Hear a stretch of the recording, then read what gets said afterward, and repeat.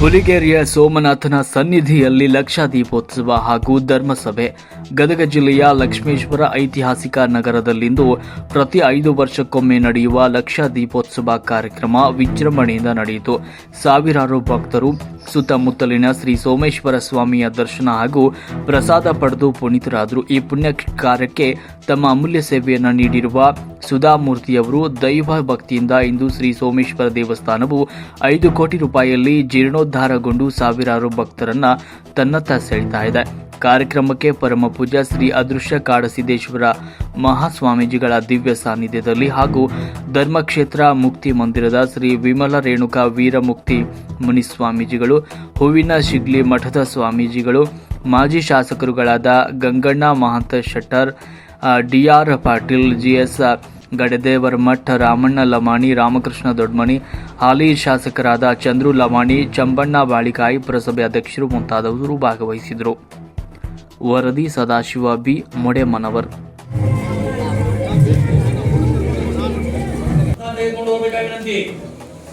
ಹಾಗೂ ಪ್ರತಿ ಸೋಮವಾರ ಪ್ರತಿ ಅಮಾವಾಸ್ಯೆ ಅನ್ನದಾಸೋಹ, ಉದ್ದಿನ ಕಡ್ಡಿ ಕರ್ಕೊಂಡು ಸೇರಿಸಿ ಒಂದು ಲೋಟ ಅಕ್ಕಿಯನ್ನು ಕೊಡಿಸಿ.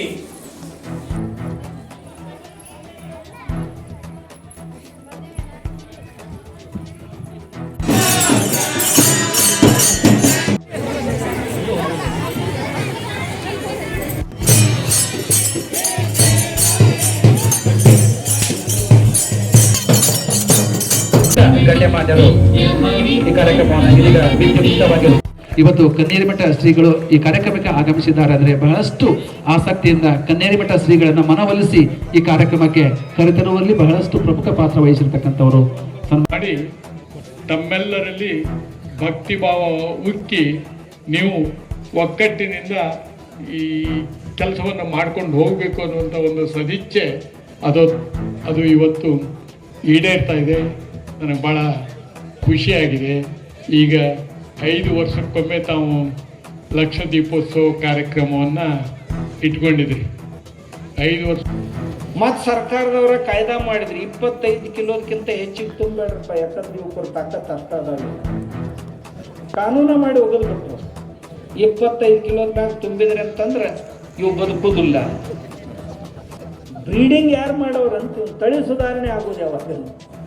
ನಮ್ಮ ತಳಿ ಸುಧಾರಣೆಯನ್ನು ನಮ್ಮ ಹಿರಿಯರು ನಮ್ಮ ಸಂಸ್ಕಾರಗಳಲ್ಲಿ ಕೊಟ್ಟಿದ್ರು. ಆ ಸಂಸ್ಕಾರಗಳನ್ನು ಕೈಬಿಟ್ಟು ಗರ್ಭ ಸಂಸ್ಕಾರ, ಪುಂಸವನ, ಸೀಮಂತೋನ್ನಯನ ಇವೆಲ್ಲ ಸಂಸ್ಕಾರಗಳು. 3ನೇ ತಿಂಗಳ ಕಳಕುಬಸಂತ ಮಾಡಬೇಕು. 5 ತಿಂಗಳ ಮುಗಿದ ನಂತರ 7 ತಿಂಗಳು ಮುಗಿದ ನಂತರ ದೊಡ್ಡ ಕುಬಸ ಅಂತ ಮಾಡಬೇಕು. ಬೀಗರು ಬಿದ್ದರು ಎಲ್ಲರೂ ಅವ್ರನ್ನ ಊಟಕ್ಕೆ ಕರ್ಕೊಂಡು ಹೋಗ್ಬೇಕು. ಯಾಕಂದ್ರೆ ಈಗ ಒಬ್ಬಕ್ಕಿನೇ ಇಲ್ಲ, ಇಬ್ಬರದಾರ ಅವರು ಹೆಚ್ಚಿಗೆ ಚಲೋ ಊಟ ಬೇಕಾಕೈತಿ. ದಿನ ಕಡಬ ತುಂಬ ಚಲೋ ಆಕ್ಕಿತ್ತು. ದಿನ ಸಂಜೆ ಮುಂದೆ ಮಂಚದ ಮ್ಯಾಗ ಕುಂದ್ರಿಸಿ, ಮಂಟಪದ ಮ್ಯಾಗ ಕುಂದ್ರಿಸಿ ಹಾಡಾಕ್ ಹತ್ತಿದ್ರ ಆ ತಾಯಿ ಬರೀ ಹಾಡಾಕ್ ಕೇಳ್ಬೇಕು. ವೀರರ ಕಥೆಗಳನ್ನ ಹಾಡ್ತಿದ್ರು, ನೀತಿ ಕಥೆಗಳನ್ನ ಹಾಡ್ತಿದ್ರು. ನಮ್ಮ ತಾಯಂದ್ರು ಜಾನಪದ ಹಾಡುಗಳನ್ನ ಹಾಡ್ತಿದ್ರು. ಅವನ್ನ ಹಾಡಿದ್ರೆ ಕೂಸುನು ಅದನ್ನ ಕೇಳ್ತಿತ್ತು.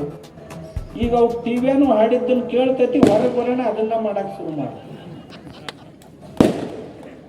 ಇಷ್ಟ ಇರ್ತೈತಿ ಬಂದೂಕ್ ಬೇಕಂತದ್ದು. ಯಾಕಂದ್ರೆ ಅದು ಅವ್ವ ಹೊಟ್ಟೆಗೆ ಇಟ್ಕೊಂಡಾಗ ಬರೇ ಬಂದೂಕ್ ಹಾರಿಸೋದನ್ನ ನೋಡಿತ್ತು. ಈಗ ಹೊರಗೆ ಬರೋಣ ಬಂದೂಕ ಕೇಳ್ತೈತಿ. ಹೆಂಗ ಸಂಸ್ಕಾರ ಅದು ಹೇಳ್ರಿ? ಗರ್ಭ ಸಂಸ್ಕಾರ ಹೆಂಗ? ದೊಡ್ಡ ಐಶ್ವರ್ಯ ನಮ್ಮಲ್ಲಿ, ನಮ್ಮ ಹಬ್ಬಗಳಲ್ಲಿ, ಹರಿದಿನಗಳಲ್ಲಿ, ಸಂಸ್ಕಾರಗಳಲ್ಲಿ ನಮ್ಮ ಹಿರಿಯರು ತುಂಬಿಟ್ಟಿದ್ರು. ಆಮೇಲೆ ಸಾಮಾಜಿಕ ಸಮರಸತೆ ಇರಬೇಕು ಅಂತ ತಿಳ್ಕೊಂಡು ಜಾತ ಸಂಸ್ಕಾರ, ಯಾವ ದಿವಸ ತಾಯಿ ಆ ಮಗುವಿಗೆ ಜನ್ಮ ಕೊಡಕ್ಕೆ ಅವು ಸಹಿತ ವಿಕೃತೀಕರಣಕ್ಕೆ ಒಳಗಾಗತ್ತಿದ್ವು. ಷೋಡಶ ಸಂಸ್ಕಾರಗಳಿದ್ದು ಅದ್ರಾಗೂ ಈಗ 1-2 ಬಿಟ್ಟು ಉಳಿದು ಅವು ಉಳಿದೇ ಅಲ್ಲ. ಒಂದು ನಾಮಕರಣ ಉಳಿದೈತಿ, ಆಮ್ಯಾಗ ಜವಳ ತೆಗೆದೊಂದು ಉಳಿದೈತಿ, ಕಡಿದೊಂದು ಉಳಿದೈತಿ, ಶ್ರಾದ್ದ ಅಥವಾ ಅಂತ್ಯ ಸಂಸ್ಕಾರ ಅಂತೀವಲ್ಲ ಅದು. ಈಗ 1-2-3 ಉಳಿದು ಎಲ್ಲ ಹೋಗೇ ಬಿಟ್ಟು.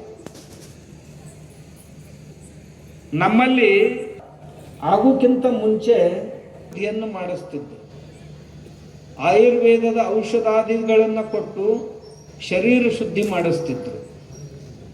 ದೇವರ ಪೂಜೆ ಅರ್ಚನೆಗಳನ್ನು, ಜಪತಪಗಳನ್ನು, ಮಂತ್ರಗಳನ್ನು ಹೇಳಿ ಮನಸ್ಸನ್ನು ಶುದ್ಧ ಮಾಡ್ತಿದ್ರು. ಆ ನಂತರ ನಿಮ್ಮ ಪತಿ ಪತ್ನಿಯರ ಸಮಾಗಮ ಆಗಲಿ ಅಂತಿದ್ರು.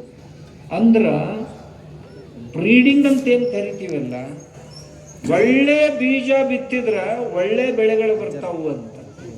ಹಾಗೆ ಗಂಡ ಹೆಂಡತಿಯರನ್ನ ಪವಿತ್ರರನ್ನಾಗಿ ಶುದ್ಧರನ್ನಾಗಿ ಮಾಡಿ ಸಮಾಗಮಗೊಳಿಸಿದ್ರೆ ಬರುವಂಥ ಸಂತಾನ ಶುದ್ಧ ಬುದ್ಧವಾದಂಥ ಸಂತಾನ, ಒಳ್ಳೆ ಸಂತಾನ, ಸುಸಂಸ್ಕೃತ ಒಂದು ಸಂತಾನ ಬರುತ್ತ ಅಂತ ನಮ್ಮ ಹಿರಿಯರು ವ್ಯವಸ್ಥೆ ಮಾಡಿದ್ರು.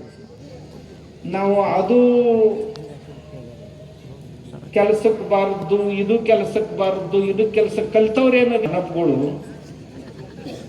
ಒಂದೊಂದಕ್ಕ ಹೆಸರು ಇಟ್ಕೋತ ಎಲ್ಲನೂ ಕೆಡಿಸುವಂತ ಬಂದಿವಿ. ಆದಾಗ್ಯೂ ಸಹಿತ ನಮ್ಮೆಲ್ಲರನ್ನ ಹಿಡಿದು ಜಗ್ಗಿ ಕಟ್ಟಿದ್ದು ಯಾರಾದರೂ ಇದ್ರೆ ಅವು ನಮ್ಮ ದೇವಸ್ಥಾನಗಳು. ನಮ್ಮ ದೇವಸ್ಥಾನಗಳು ಇರದೇ ಇದ್ರೆ ನಾವು ಭಾರತೀಯರು ಇಷ್ಟು ವರ್ಷ ಒಕ್ಕಟ್ಟಾಗಿ ಇರ್ಲಿಕ್ಕೆ ಸಾಧ್ಯ ಇರ್ತಿರ್ಲಿಲ್ಲ ಅನ್ನೋದನ್ನ ನಾವು ಯಾರೂ ಮರಿಬಾರ್ದು. ಸಣ್ಣ ಸಣ್ಣ ದೇಶಗಳು ಒಡೆದು 10 ಕೂಡ ಅದು ಮಾಡ್ಬೇಕಂತ ವರ್ಷ ಹೊಂಚ ಹಾಕಿ ಪ್ರಯತ್ನ ಮಾಡಿದ್ರು, ಏನೋ ಒಂದೆರಡು ತುಕಡಿ ಮಾಡಿದ್ರು, ಆದ್ರೆ ಎಲ್ಲರನ್ನೂ ಹೊಡಿಲಿಕ್ಕೆ ಆಗ್ಲಿಲ್ಲ. ಅದಕ್ಕೆ ಮುಖ್ಯ ಕಾರಣ ನಮ್ಮ ದೇವಸ್ಥಾನಗಳು, ನಮ್ಮ ಹಬ್ಬಗಳು. ಯಾಕಂದ್ರ ನಮ್ಮ ಆಂತರಿಕ ಶಿಕ್ಷಣ ಅಂತ ಏನೈತಲ್ಲ, ನಮ್ಮ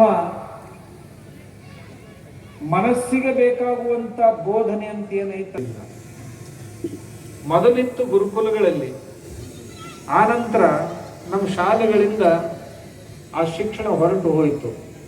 ಒಳ್ಳೆಯ ಭಕ್ತಿಯ ಕವಿತೆಗಳನ್ನ ಹೇಳಿ ಕಲಿಸುವಂತ ವ್ಯವಸ್ಥೆ ಇತ್ತು. ಮೊದಲು ಕಲಿಸ್ತಿದ್ರು ಶಾಲ್ಯಾಗ. ಗ ಅಂದ್ರ ಗಣಪತಿ ಗ ಅಂತ ಕಲಿಸ್ತಿದ್ರು, ರ ಅಂದ್ರ ರಥದ ರ ಅಂತ ಕಲಿಸ್ತಿದ್ರು. ಅದು ಮುಂದೆ ಕ ಅಂದ್ರ ಕಮಲದ ಕ ಅಂತ ಕಲಿಸ್ತಿದ್ರು.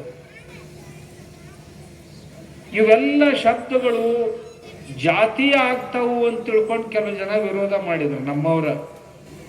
ಗಣಪತಿ ಗ ಅಂತ ಕಲಿಸಿದ್ರೆ ಇದು ಬರೇ ಹಿಂದೂಗಳಿಗೆ ಆಗ್ತೈತಿ, ಮತ್ತೊಬ್ಬರಿಗೆ ಅದು ಮಾನ್ಯ ಇಲ್ಲ ಅಂದ ಕೂಡಲೇ ಗರಗಸದ ಗ ಅಂತ ಕಲ್ಸಕ್ ಶುರು ಮಾಡಿ. ಅದು ಎಲ್ಲರಿಗೂ ಮಾನ್ಯ. ಗರಗಸ ಈ ಕಡೆನೂ ಕೊಯ್ಕೊಂತ ಹೋಗ್ತೈತಿ, ಕೊಯ್ಕೊತನ ಬರ್ತೈತಿ, ಎಲ್ಲರಿಗೂ ಮಾನ್ಯ. ಅಂದ್ರೆ ನಮ್ಮ ವ್ಯಾಕರಣ ಎಲ್ಲಿ ಶುರುವಾಗಿತ್ತು, ಎಲ್ಲಿ ಬಂದು ನಿಂತು ಅನ್ನೋದು ನಮ್ಗೆ ಗೊತ್ತಾಗ. ನಮ್ಮ ವ್ಯಾಕರಣ ಮಾಲೆಯನ್ನು ನಾವು ಕಲಿಯುವಾಗ ರ ಅನ್ನೋ ಅಕ್ಷರದಿಂದ ಒಂದು ರಥ, ಆ ರಥ ಅಂದ್ರೆ ಏನು, ಅದನ್ನ ಯಾಕೆ ಜಗ್ತಿದ್ರು ಅನ್ನೋದ್ರದ್ದೊಂದು ಕಥೆ ಕಲಿಸ್ತಿದ್ರು.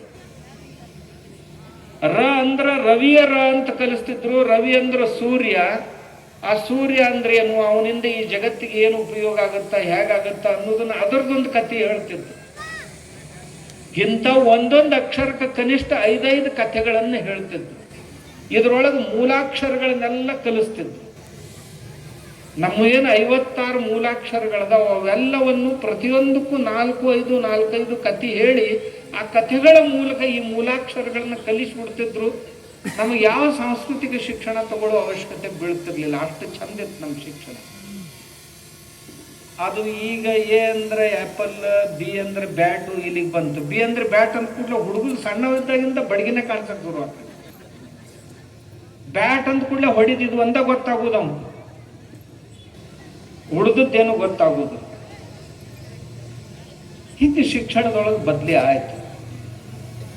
ಆಗ್ತಾ ಆಗ್ತಾ ಆಗ್ತಾ ಆಗ್ತಾ ನಮ್ಮ ಸಂಸ್ಕೃತಿಯನ್ನ ಕೆಡಿಸುವಂತ ಕೇಂದ್ರಗಳು ಸಾವಿರ ಹುಟ್ಕೊಂಡು, ಆದ್ರೆ ಸಂಸ್ಕೃತಿಯನ್ನ ಕಟ್ಟುವಂತ ಗೌಡ್ರಂತ ಇದ್ಕಂತಾರ ಅಂತಂದಿ ನಾವು.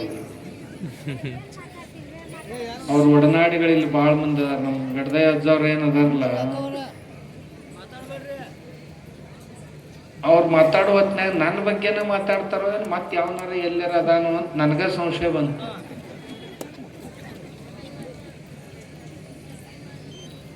ಅವ್ರ ಮನಸ್ಸು ಭಾಳ ದೊಡ್ಡದು, ಅದಕ್ಕೆ ಭಾಳ ದೊಡ್ಡದು ಮಾಡಿ ಆಗಲೇ ಹೇಳಿದ್ರು. ಹಂಗೆ ಒಟ್ಟ ಯಾರು ತಿಳ್ಕೊಳಕ್ ಹೋಗ್ಬೇಡ್ರಿ.